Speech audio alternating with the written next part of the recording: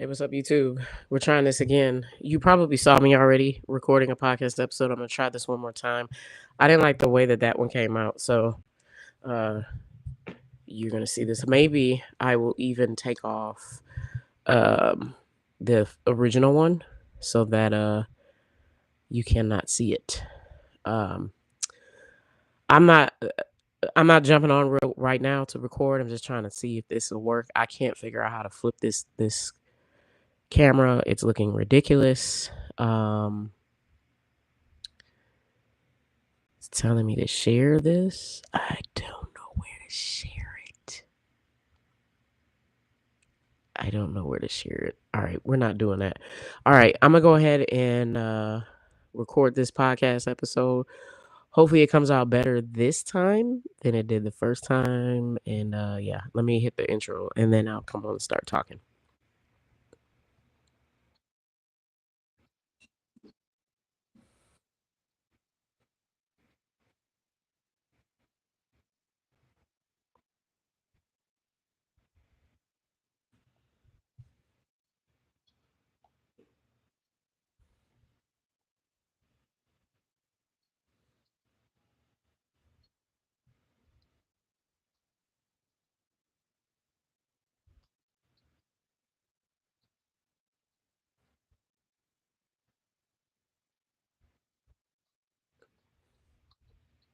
Hey, what's up? Welcome back to another episode of The Voice. Oh my gosh, it did it again. It did it again.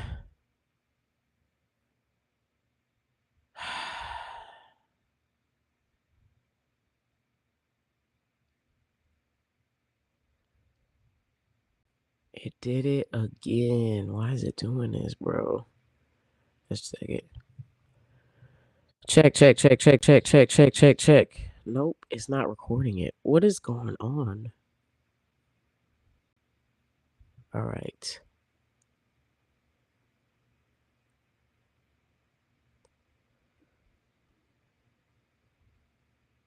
It should be working. I don't understand why it's doing this.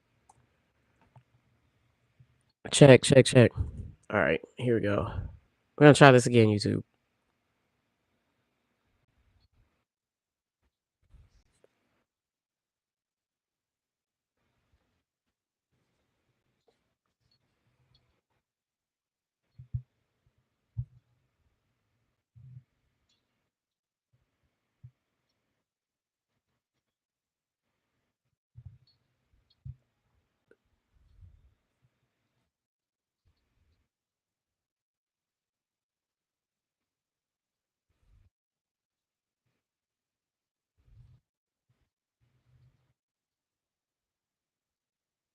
Hey, what's up? Welcome back to another episode of the Voice in the Valley podcast with myself, Tara J, aka Dr. Armstead. I am actually recording this podcast episode for a second time. I didn't like the way the first one came out, but also I'm recording myself live on TikTok while I'm doing this, on YouTube while I'm doing this, while the actual audio recording is going on GarageBand. So I know a lot of people that I've talked to have said, well, I don't have Spotify. How come you can't get it on Apple Podcasts? Well, I don't know. I just use one platform and it's supposed to like push it out everywhere. And if it doesn't, then that's why it's not there. So hopefully, me putting this out on YouTube and recording live on TikTok at the same time will make it better. But the only problem is, I am not rich. I am an educator. So I don't have the fancy lights and all that kind of stuff. And you can probably hear my laptop that's loud because it's plugged in. Yeah. So, anyways, I am officially on summer break. My last day of work was May 21st.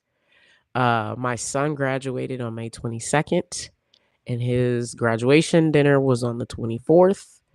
And today's the 26th. So it is the first day with me not doing anything at all. I literally woke up at about 10:30 this morning. Well, let me stop lying. I woke up at 6 o'clock. I had a horrible headache from this sinus stuff that I have going on. So I was like, nope, not doing that. I ended up going back to sleep, waking up at 10:30. Now it's a quarter to 8. And if I was working this time will not be going this fast. I promise you. So, anyways, I'm on summer break. This is the time of year that a lot of teachers, number one, for the first week or so, we're just laying around sleeping, not doing nothing. It's also the time of year where when you scroll on social media, specifically TikTok, you will see a lot of educators who are on there saying that they are leaving education. They're talking about how it was too much, they don't wanna do it anymore, it's not worth it, the kids are just out of control, so they're leaving the field. And while some of them well, most of them are celebrated if you look at the comments of those videos, I'm not one of those.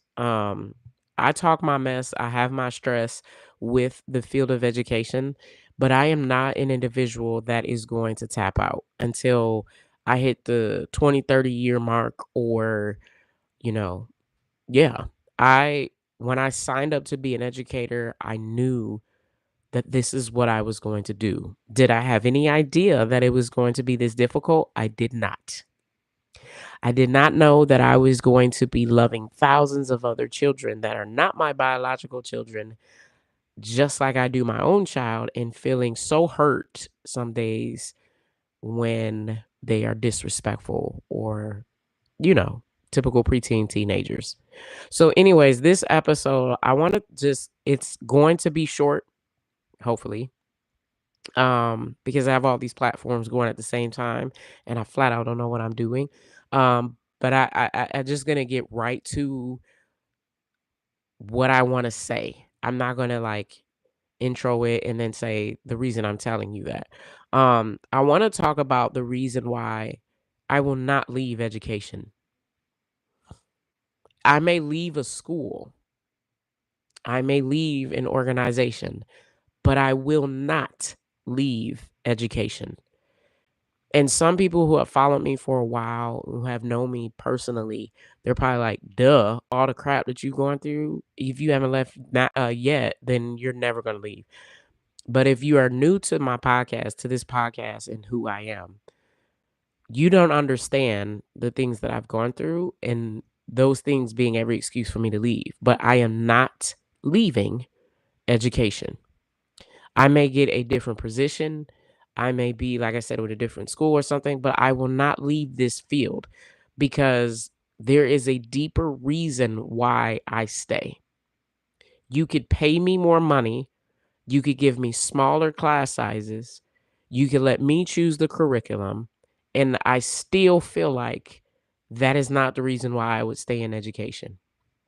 Those things are important, but when I first started working, I was only making 35,000 a year as a single parent.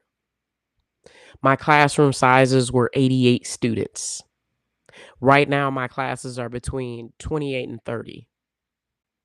Uh, I have sat on, I don't want to say teams, but part of a task force to look at curriculum and all that kind of stuff.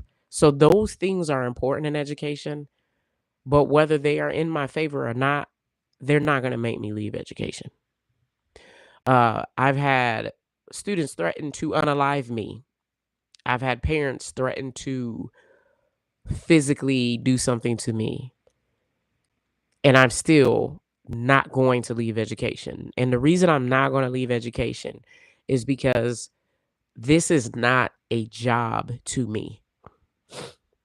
And I apologize if I'm sniffing on the mic. Like I said, I'm dealing with some sinus and stuff, but this is not a job to me. This is literally the reason why God put me on this earth. It is to educate the younger generation to make them better, stronger, and more intelligent from the inside out, and not from just their brain, but from their heart first. And every time I look at um, the end of the year things that I get from students or families, whether it's emails, letters, cards, gifts, that kind of stuff, it shows me that I have been intentionally created to be in this sector, this education system to make the younger generation better.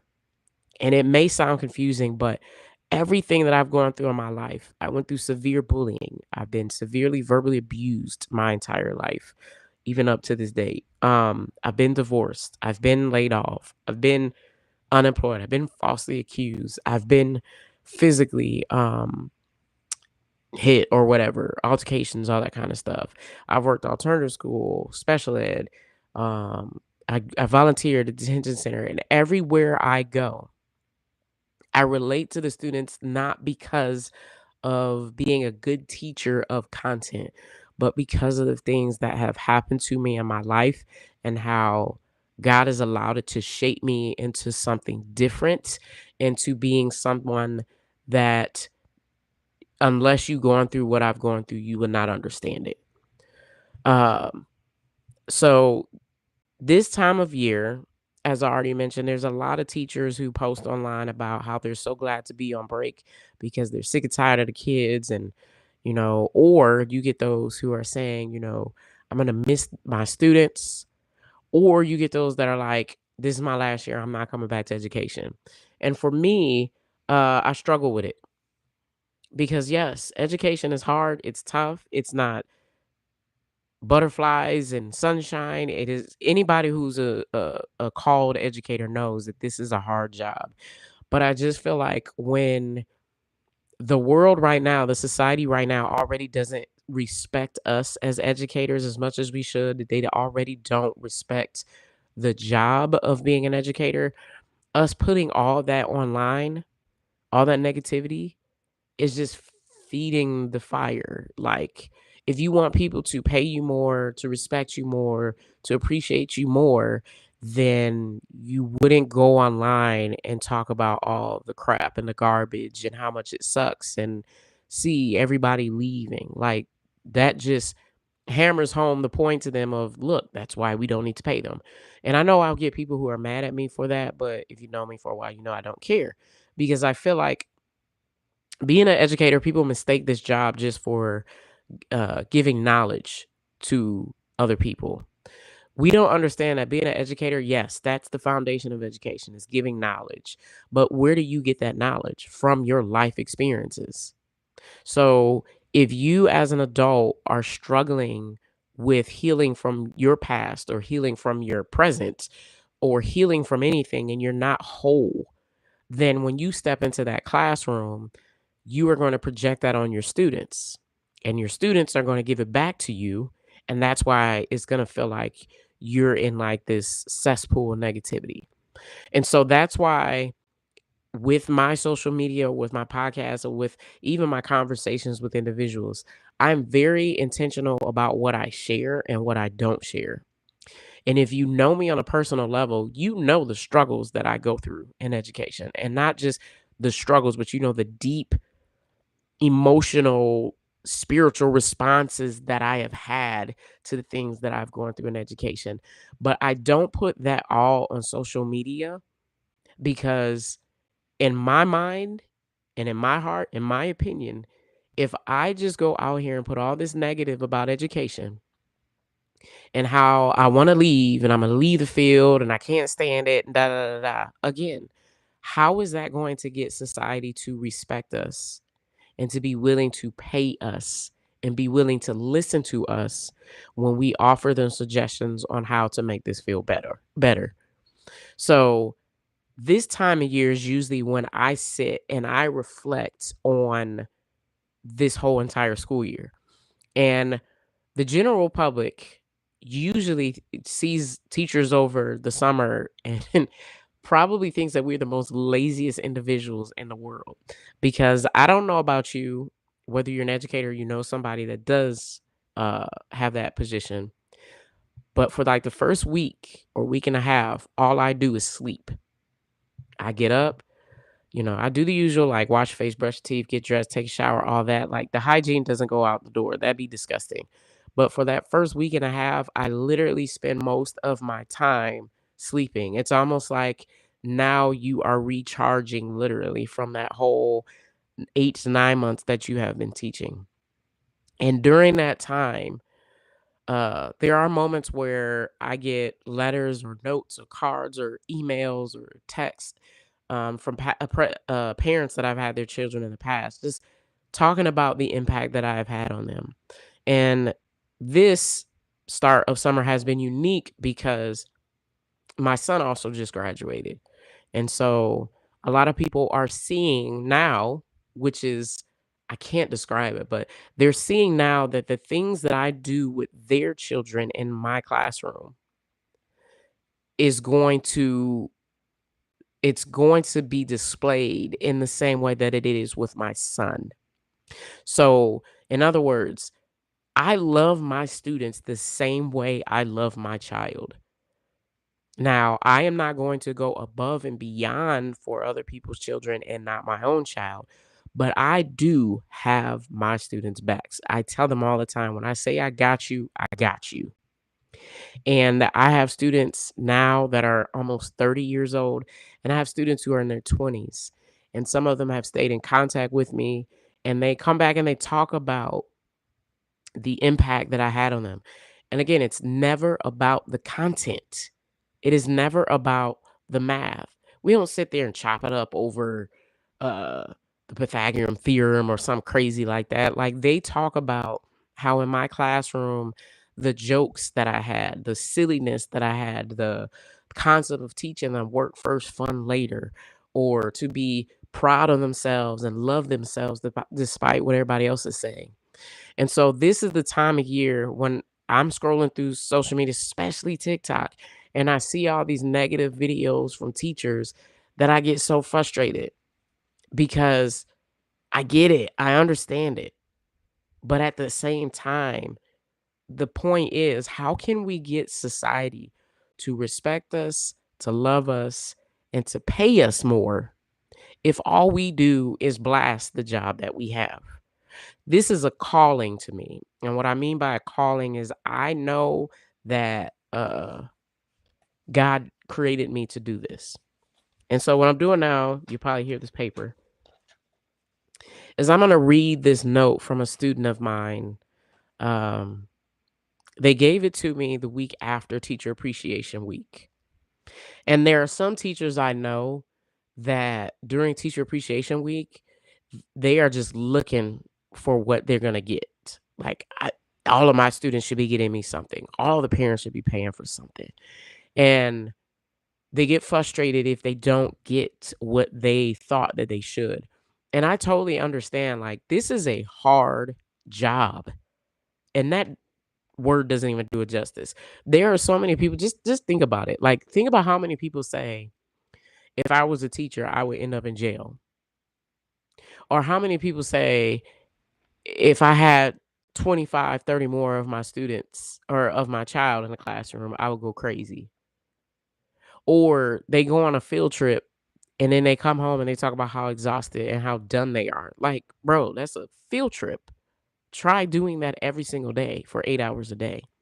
And so I get it. I know that this is a hard job. Trust me, I know that it is a hard job. All you got to do is read my book, listen to previous episodes of my podcast. You'll know that I know this is a hard job. But at the end of the day, there are two kinds of people in education: those who are called to it and those that chose to do it.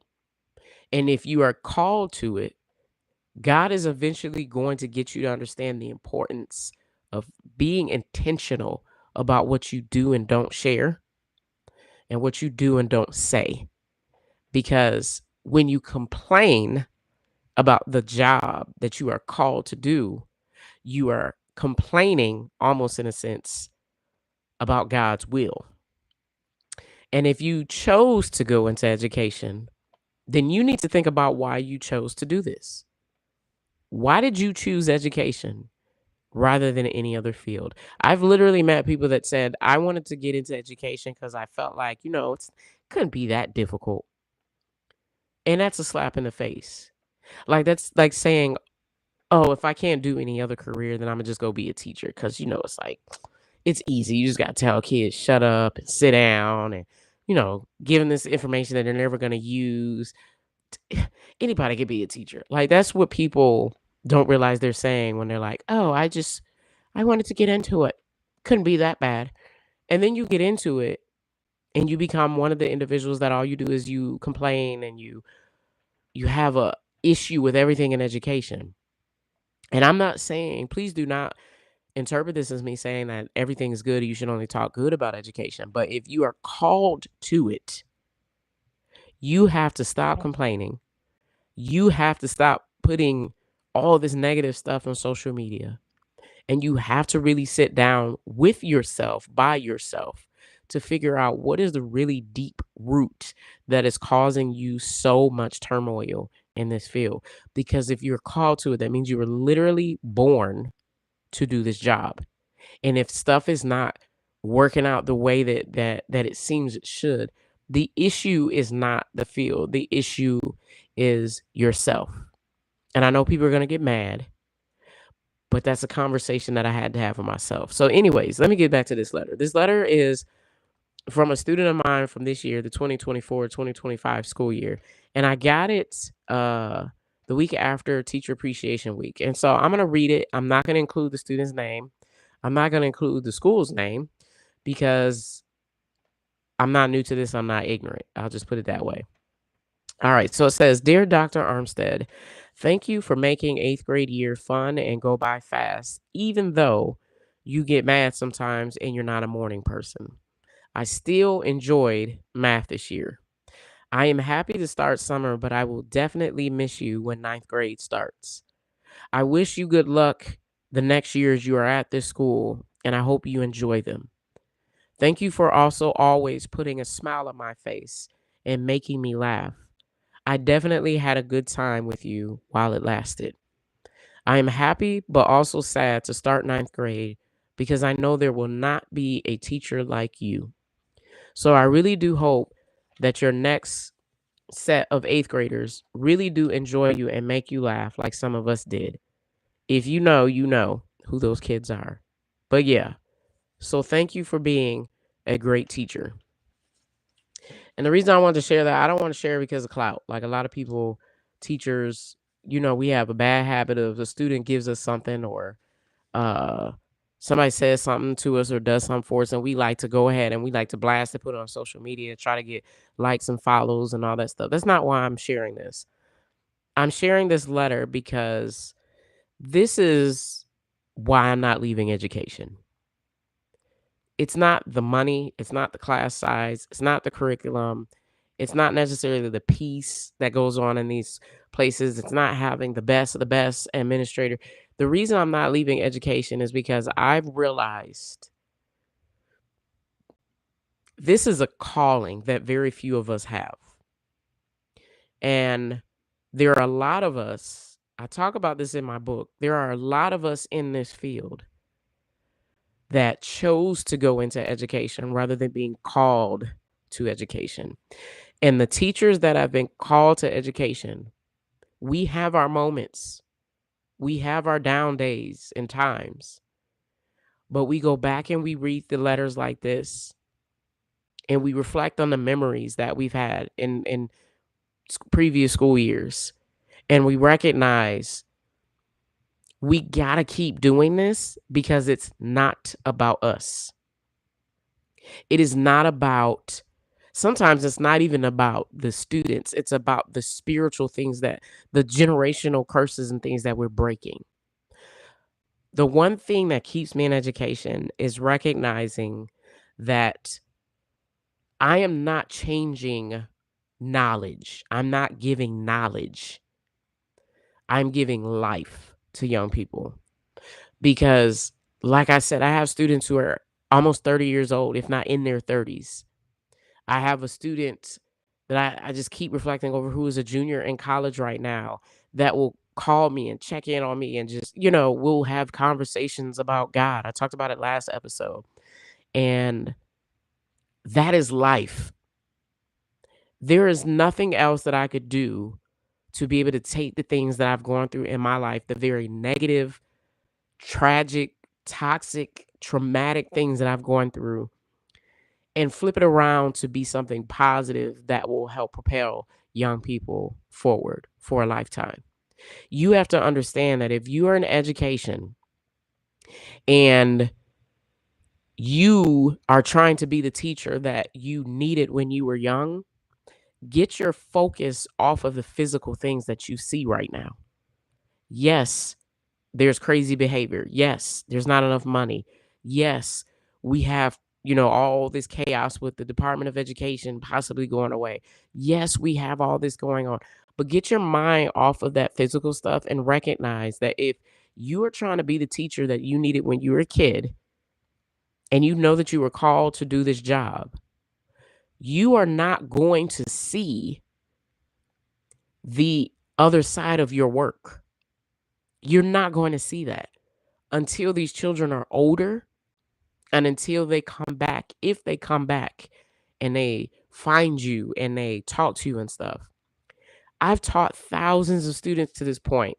I mean, almost 20 years of teaching. I can't even begin to think about some of the things that these children are doing, but I know for the few students that come back to me and just say thank you, it's not the physical things. I help them heal something on the inside. I help them break something off of themselves on the inside. I help the parent to see that their child can do hard things. I help parents to see that their child can do stuff that makes them proud. Those are things that are priceless. And as long as you focus on all the negative videos and the posts on social media, you are going to find every reason to walk away from this job and from this position. And if this is what God called you to do, the minute you walk away from it, that's when your life is really going to get crazy. Because if God has it in his will for you to be an educator, you have to understand the Bible speaks of it. If they didn't treat Jesus, the savior of the world, with any love or respect, even though he always told the truth and was doing everything for their good, why would they treat you any better in a classroom setting when you are doing things to change these young people's lives? When you're called to something, it's going to be difficult. It's going to be warfare and it's going to be insane. But the only reason why you walk away from it is when you lose sight of what you're really doing in the classroom. I can't stand the quote where people say teachers are in it for the outcome, not the income. Because I'm like, hold up. I need the income because nobody is working for free. I'm not working for free. I love teaching, but I got bills and different things I need to take care of. But I get what people are saying. They're saying that even if we were paid $1 million, there's some of us that still would have the same level of passion and dedication and commitment to the field. I've worked I started off teaching $35,000 a year as a single parent, and I thought I was getting it at $35,000 a year. It might have been 36, but the fact of the matter is that's not enough money. But I still gave the same level of love and passion and care, commitment and dedication to young people that I do today. And it's not because of, oh, I want to see them understand the curriculum. I want to see them get the grade that they desire. No, it's because I know everything that I went through as a child and all of the healing and all the praying and all of that I had to go through and fight for to stay alive, to not unalive myself, to not give up. All of that is now why I can love these young people the way that I do so that they don't have to go through the same stuff that I went through. And if I was not a teacher in the classroom, there is at least one child every school year that I would be messing up. I feel like I'd be messing up their life because I chose to walk away and not keep going. So that's why I am not leaving education. I talk about some very negative things in education. I have my very deep felt perspectives of education, but I never share it with the intentions of trying to get people to think that I'm leaving or that education is not worth it. Education is literally the foundation of a child's life. Not the physical, not the reading, writing, math, and all that kind of stuff. It is the foundation of their life. It is how they learn to interact with others, how to get along with others, how to appreciate others, how to respect others. There's so much deep spiritual, emotional stuff that goes on in the classroom. And when you have people who choose to go into education more than those who were called to go into education, that's when you get the results that you see now. Because when it's a choice, you say, "Oh, I'm out. I'm done with this. I ain't doing this no more. I go find another career." But when it's a calling, when you feel like you want to leave, you start praying, you start fasting, you start begging God to give you insight, give you strength, to give you whatever to help you to stay for the long run. And so maybe that's the thing that we have right now. We have more people who have chosen to be an educator than those who have been called to be an educator. And I just hope the main point is to get you to understand, like, stop thinking about and focusing on the physical things in education, but also to understand that what you are doing as a called educator, you are not going to see immediately. But God is always going to give you little speckles of what your presence is doing in these classrooms. And sometimes he won't show you for a while, but that's when you're like, okay, I'm called to this. So I need to stop focusing on me and start focusing on really what I'm meant to do. I hope that makes sense. But I wanted to share that because this letter, I got it a week or so after teacher appreciation. And I don't even remember really what I got for teacher appreciation as far as gifts, but I really remember this letter. And in fact, this letter sits in my Bible, along with a letter from a young girl at the youth detention center that I volunteer at, because those are the moments where I realize I'm a teacher, I'm an educator. Educator has nothing to do specifically with content. It's what are you giving to the next generation that is going to make them better than you? These kids can go online and learn all of our content if they wanted to. And that's why education now has to focus more on the holistic child. What are their emotions, their heart, their mindset like? That's why I believe that so many people are trying to stop folks from having social emotional programs and conversations in the classroom, because they know once you get to that root of a lot of the pain and the hurt and the anger in children, and you help them heal that, you're not going to need all these additional resources for education. Because once you heal the root cause, now you're not addressing the symptoms, you are healing the whole person.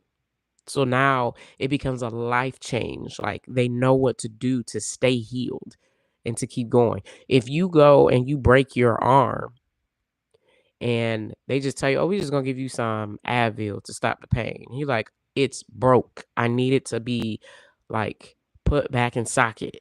Like if they give you the medication, you're just gonna go out there and keep on treating the pain. But if you go to the doctor and they say, "Hey, you broke it. We're gonna have to do surgery, and then we're gonna put you in a cast for 6 weeks, and then after that, you're gonna be good. But you have to stop doing this movement or this activity." You're gonna go home and you're gonna be very sure, more mindful that you don't do those activities or those movements, because you know what the root cause of that pain is. You're not going to want to just keep taking medication for the rest of your life. And once you heal after the surgery and the cast, you have the knowledge to recognize, this is why I'm starting to feel pain because I'm doing this again. Let me stop. It's the same way in education that we have to get to. We have to stop addressing the symptoms and start actually getting to the root. Oh, children aren't paying attention. Well, why? Because it's boring. Students are always fighting against each other. Why? Because we're not having conversations with them about why they really don't like each other. Like, once we get to that point as a system, we will understand that education is a calling. Education is not about the physical, education is about life change. You're giving life. So, in my opinion, if you're in education and you don't have the desire or the passion to give life to young people, then respectfully, you should not be in this field. And respectfully, I think you should do these young people a favor and consider leaving, because you're not going to look at the heart of the child. You're not going to look at the emotional side of the child. You're only looking at the physical side, and I want you to be obedient. And that is not education. So, anyways, I know I went off on a tangent about that, but that's why I wanted to share that letter. That's why I wanted to have this topic. I said it was going to be short, but it's probably not short at all. Thank you guys for listening. As always, if you enjoyed this episode, please do me a big favor and like it, comment on it, subscribe to the podcast. I believe it's just on Spotify. It could be everywhere else, but I don't know because I don't have Apple Podcasts. Also, share this if you believe there's another educator or person who would enjoy this episode. And if there's specific topics that you would like me to discuss and talk about, please hit me up on social media. I am Dr. Armstead on pretty much every platform. But as I always say, there are specific things that I'm not going to talk about on my podcast because that's just how it is. But, anyways, thank you guys for listening. I hope you enjoyed this. I appreciate you for your support, and I will talk to you next time.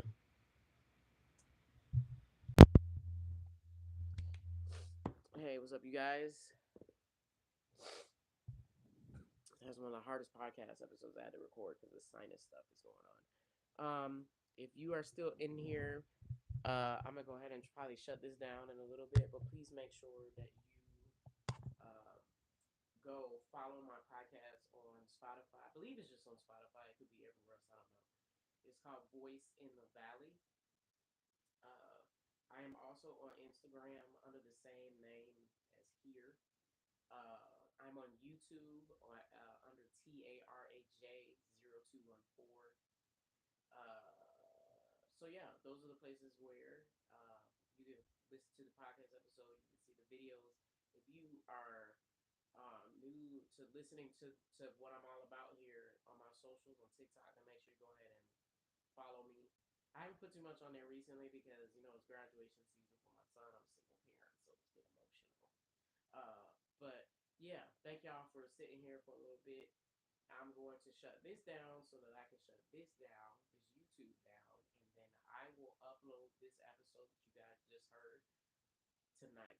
So that's why I say go ahead and subscribe on Spotify, and then as soon as it's posted, it'll pop up, and you guys will be able to listen to the whole thing, comment, and all that good stuff. So, anyways, I hope that you guys will support it.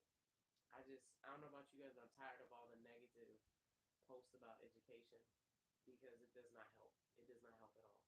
So that's it.